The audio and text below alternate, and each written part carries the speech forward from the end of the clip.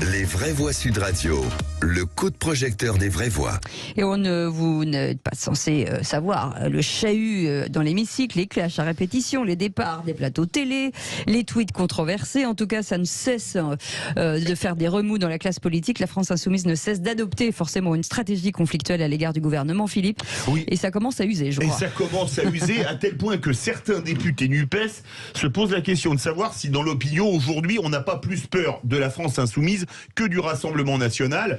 Vous pensez que cette stratégie du clash conduit à l'échec dans les urnes, ou vous pensez qu'au contraire elle va porter ses fruits? On vous attend au 0826 300 300. Et on a un expert pour en parler avec nous, Philippe Moreau-Chevrolet. Bonjour. Bonsoir. Bonsoir. Bonjour. On adore Bonsoir. votre nom de famille. Fondateur de l'agence de communication MCBG et professeur à Sciences Po. Avant de revenir vers vous, on fait toujours notre petit tour de table. Philippe Bilger, est-ce que ça peut, comme on dit vulgairement, ça craint pour la France insoumise? Disons, tous les jours, il y a une inventivité dans la vulgarité, la grossièreté. Je continue à penser, malgré l'avis contraire de certains spécialistes, que ça existait. Et comme l'a très bien dit François Pupponi tout à l'heure, il y avait des ponctualités grossières dans les années précédentes, mais pas un système de vulgarité absolue. Mais je voudrais insister sur un mot rapidement, Cécile, Philippe. Il y a bien sûr la fureur intrinsèque au groupe LFI. Oui. J'admets qu'il y a un certain nombre de personnalités qui posent des problèmes chauffés à blanc par Jean-Luc Mélenchon. Mais je voudrais attirer l'attention sur quelque chose dont on ne parle pas assez. Je me demande si la présence massive est pour l'instant irréprochable du groupe du Rassemblement national n'est pas en train de constituer un stimulant paradoxal pour LFI, et je dirais même créer un grave problème pour le groupe Renaissance, dans la mesure où ils ne savent pas comment l'appréhender. Ouais. J'arrête là, je pourrais continuer, mais je suis trop impatient d'attendre notre expert après les interventions qui seront remarquables. Voilà. Difficile d'exister dans ce brouhaha, François Pupponi. Mais c'est la stratégie. Ils veulent reverser les institutions. Donc Mélenchon a réussi son premier coup, prendre le pouvoir à gauche, c'est fait. Ça c'est fait. Je pense que son rêve maintenant... Ça veut dire qu'ils ne reviendront jamais pour vous, le PS? Non, c'est pas oui, il faut vraiment qu'une personnalité émerge. Mais ça peut être dans un deuxième temps. Mais dans les 10 ans qui viennent, ça va être compliqué. Donc, on a tué la gauche, on a pris le pouvoir, on renverse les institutions, on bordélise le système. Et le résultat de tout ça, c'est quoi? C'est que, sincèrement, à l'heure où on parle, on voit pas comment on peut éventuellement empêcher Le Pen de prendre le pouvoir. Donc, ils font un boulevard à Le Pen, parce que les gens, entre guillemets, de droite, peuvent dire à un moment, un deuxième tour, Mélenchon, Le Pen, on préfère Le Pen, quoi. Bon, bon. Mais ça, c'est une stratégie de Mélenchon. Parce qu'ils savent très bien qu'après Le Pen, ça peut être eux. Donc ils jouent le moyen et le long terme. Et donc aujourd'hui, sa stratégie, elle fonctionne. Ils sont à l'Assemblée, ils ont un groupe pléthorique, ils ont fait la NUPES, tout le monde est venu derrière eux. Ils bordélisent, ils plaisent aux jeunes, ils plaisent à la rue, ils plaisent tout ça, ils font leur révolution et ils disent on verra bien l'avenir. Et donc on y va en marchant. Oui, mais le chef de file n'est pas éternel. Oui, d'abord, Jean-Luc Mélenchon, il est quand même maintenant d'un certain âge. Est-ce qu'il va continuer longtemps? On ne sait pas. Mais ce qui est certain, c'est qu'on aime ou qu'on n'aime pas LFI, c'est un fait. Ils ont créé une nouvelle façon de faire de la politique. Dieu sait qu'elle n'est pas la mienne.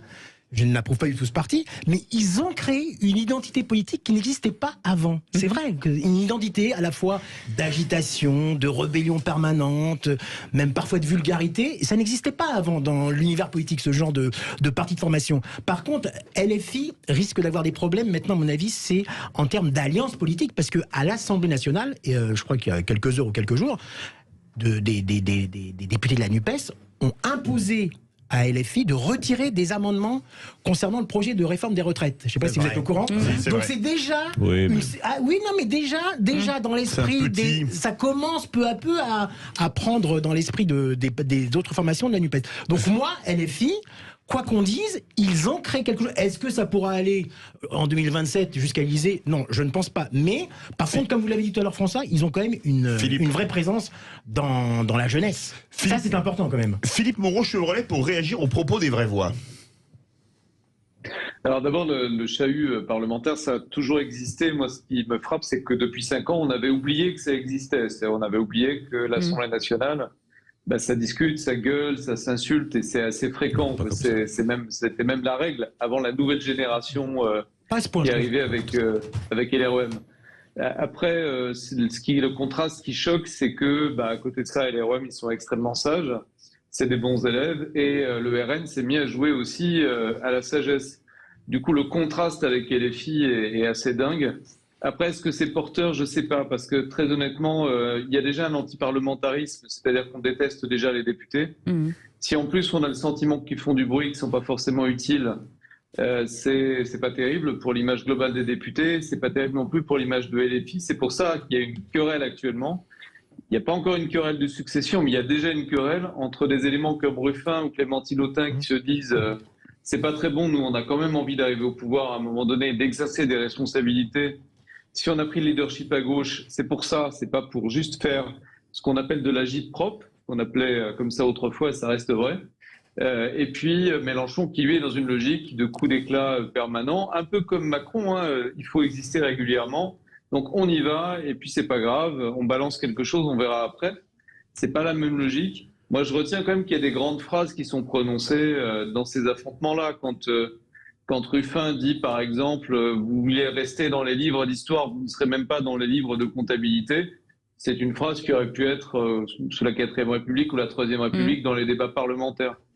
Donc ce qui choque aujourd'hui, c'est que malheureusement, pour l'Assemblée nationale, avant, quand ils s'engueulaient, c'était entre eux et on ne le voyait pas. Maintenant, ça se voit. C'est-à-dire le moindre dérapage d'un député, il est sur Twitter dans la seconde d'après. Ça change quand même un petit peu toute la règle du jeu. Est-ce qu'on va aboutir à un Parlement stérile ? Donc je pense que notamment Philippe Bilger serait le premier à se plaindre. C'est un Parlement où il ne se passe rien. Ou est-ce qu'on va continuer, comme ça? Je ne sais pas. Voilà. Mais ça change quand même la donne. Ça change quand même la donne qu'on puisse tout voir tout le temps. Philippe Bilger. Philippe, justement, essayons d'imaginer demain, il y a une dissolution. À votre avis, par rapport à l'esprit public actuel, vous voyez plutôt gagner la fureur de LFI organisée, comme le dit François, et délibérée, ou bien le caractère apparemment irréprochable du Rassemblement national? Qu'est-ce qui, à votre avis, peut davantage convaincre et séduire les Français? Je rappelle, avant que Philippe Moreau-Chevrolet s'exprime, qu'il y avait eu un sondage Mélenchon-Le Pen au second tour de la présidentielle pour Sud Radio, un sondage IFOP, qui mettait Marine Le Pen à 58% le vendredi qui précédait le premier tour. Philippe Moreau-Chevrolet. Je parlais d'aujourd'hui. À l'heure où on se parle aujourd'hui, dans une présidentielle, c'est Marine Le Pen qui, à mon sens, l'emporte. Maintenant, il peut se passer beaucoup de choses d'ici à 2027. Sur des législatives, en imaginant qu'il y a une dissolution, c'est-à-dire pas de présidentielle, là, c'est plus ouvert parce qu'il y a une très forte colère dans le pays et ça peut bénéficier aussi à LFI. Il y a une colère là avec la réforme des retraites qui est tellement forte, il y a plus de 93% des cadres qui rejettent l'idée, enfin même les électeurs de La République En Marche sont contre. Donc il y a un contentieux qu'il faudrait quand même sortir. Si on faisait une dissolution maintenant, je ne sais pas très bien ce que ça donnerait, mais je ne suis pas sûr que ça pénaliserait les éléments les plus excités du Parlement en tout cas. Après, sur le long terme, je pense qu'à la longue, la stratégie de Marine Le Pen est la meilleure, c'est-à-dire faire profit bas, montrer qu'on est capable de gouverner, se faire élire à des postes à l'Assemblée nationale, donner des gages de temps en temps au gouvernement, ce qu'elle a fait régulièrement, et essayer de montrer qu'on est capable d'exercer le pouvoir, c'est la meilleure chose pour prendre le leadership à droite. Et ça, c'est du long terme. Sur le court terme, je ne suis pas sûr que les... Voilà. Sur la dissolution, moi, c'est quelque chose auquel je pense de plus en plus, parce que si effectivement la rue continue à faire en sorte qu'il y ait du monde, si le mouvement se durcit, il ne peut pas ne pas se durcir.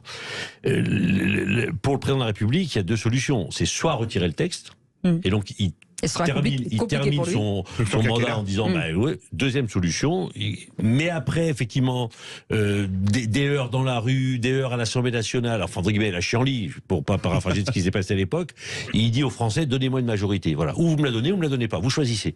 Et donc il redonne le pouvoir au peuple.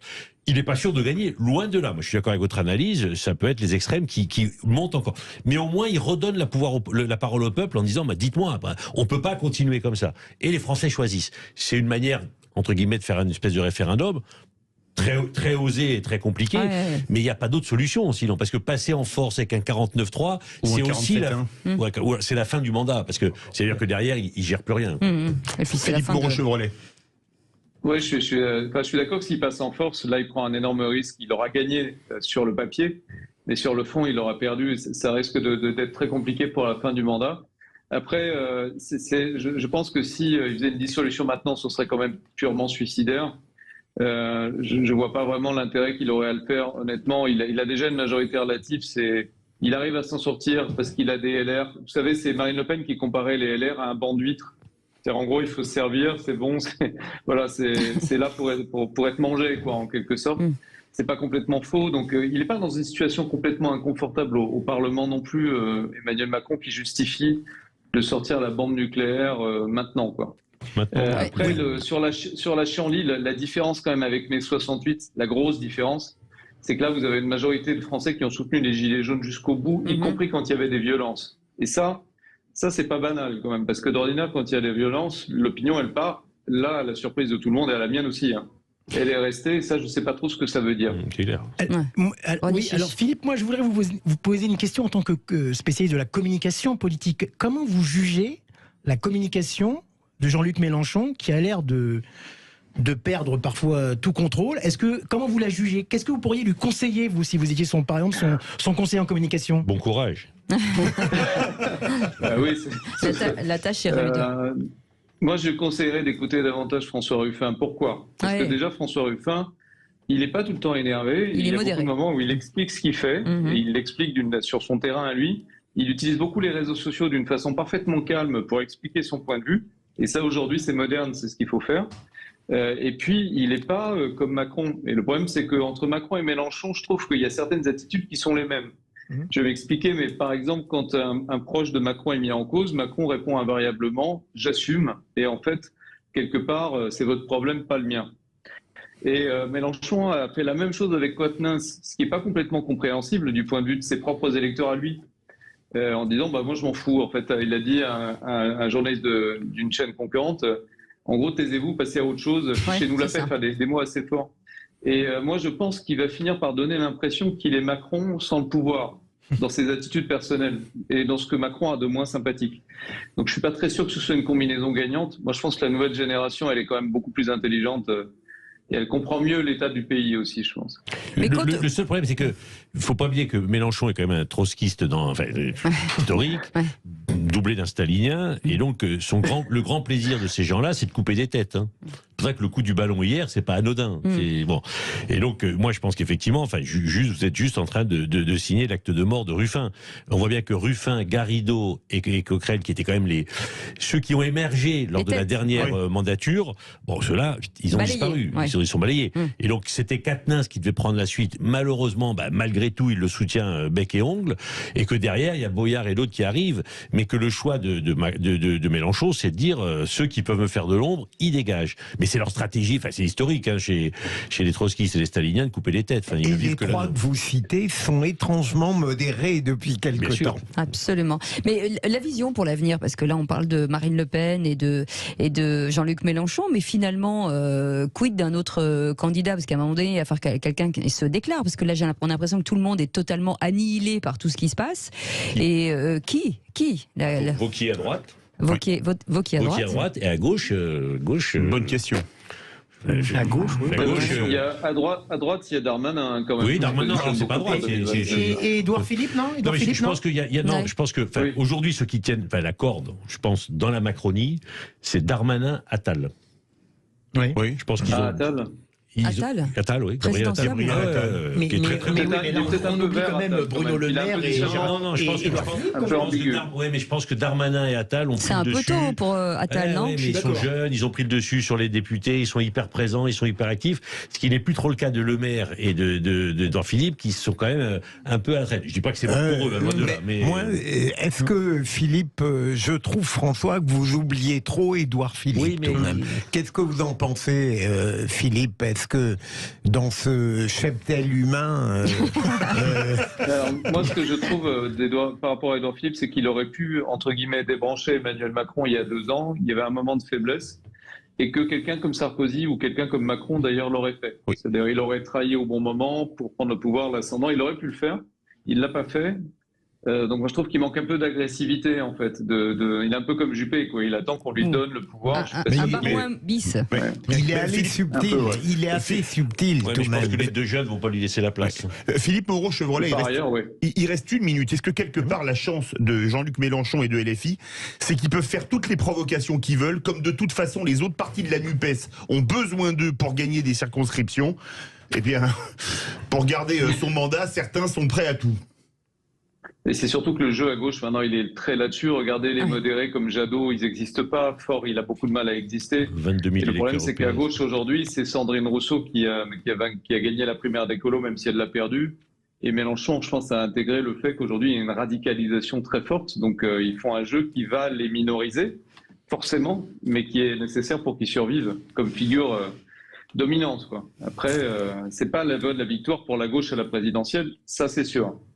Merci beaucoup en tout cas Philippe Moreau-Chevrolet, fondateur de l'agence de communication MCBG et professeur à Sciences Po. Vous restez avec nous. Dans un instant, on va revenir sur une thématique qui revient, en tout cas, c'est vraiment tendance, le viager. Nouvelle tendance. Pendant des années, c'était un petit peu compliqué et aujourd'hui, ça revient. On va vous expliquer tout avec un expert dans quelques instants. Henri-Pierre Ouibi sera avec nous, fondateur et PDG de Senior Consulting Group. Restez avec nous, on revient dans un instant. À tout de suite.